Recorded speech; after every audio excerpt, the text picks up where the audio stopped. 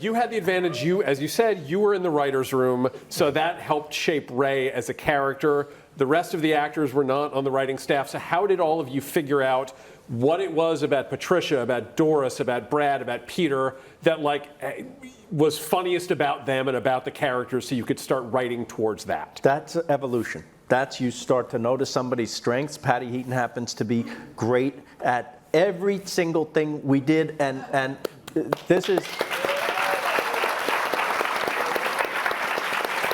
and suddenly you notice, you try a little something, oh, she cries funny.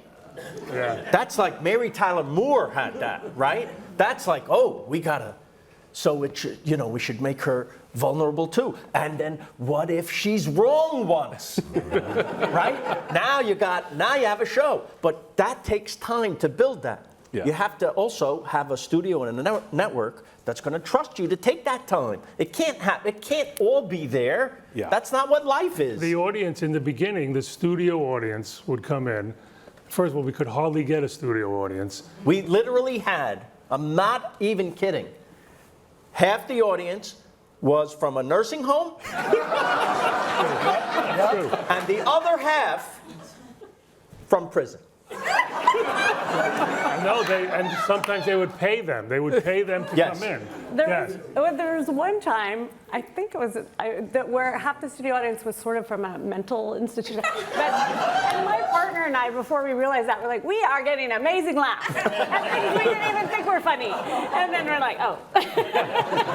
But what the truth was, those first few weeks or months, Before you're on the air, you're filming with a studio audience that just They know needs nothing. a warm room. Yes. Right? but also forget who they were. They also, even a normal audience knows nothing about the characters. So we're not doing punchlines. We're not doing setup punchlines.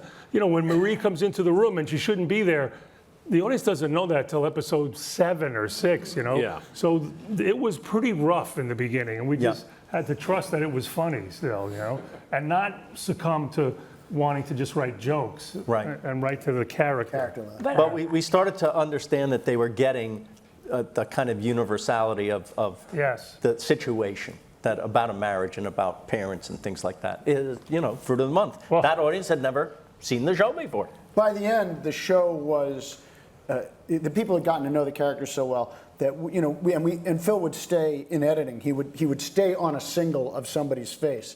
Just let the story tell in the faces, and we go between faces. So usually after a show airs, they type up all the scripts, and as for a half-hour sitcom, the as broadcast scripts usually come out to like 44 pages.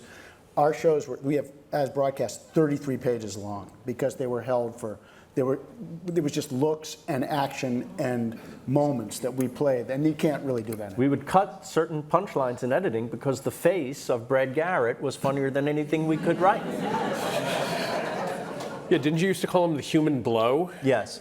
The blow of a good. scene is the last line of a scene. You want to get out on a laugh, and if you gave Brad anything like, see you later. Yep. He could also do this thing where we go, Yeah, right. So good. whoa. Do you remember, I don't know if we should tell this story, but Please. Too late now. But it was, like we said, rough in the beginning. And then by the 6th week, when one episode aired already, started getting a couple more people in the audience who knew. Right. And then I don't know what episode it was, but where Patty takes the ice cream. Okay, so let me tell you, that was the 3rd episode we shot, and it hadn't been on yet. So this is where go ahead, say what happens. We were having a contest, who's the more intelligent, whatever. And just to cut to the end, where I found out I got a higher score, and I was gloating, and she was eating ice cream, and she took it and threw it in my lap. Yes. And I just sat there. Yeah. And at The that laugh time, went on. It was the longest laugh we ever got. Went on for over 30 seconds from an audience that had never seen the show before. And I started to understand, it's not just the physical bit. The looks on their faces, their relationship, what that said about not just marriage, but their specific marriage. Yeah. I turned to my friends here, and I actually said, we're all going to be millionaires.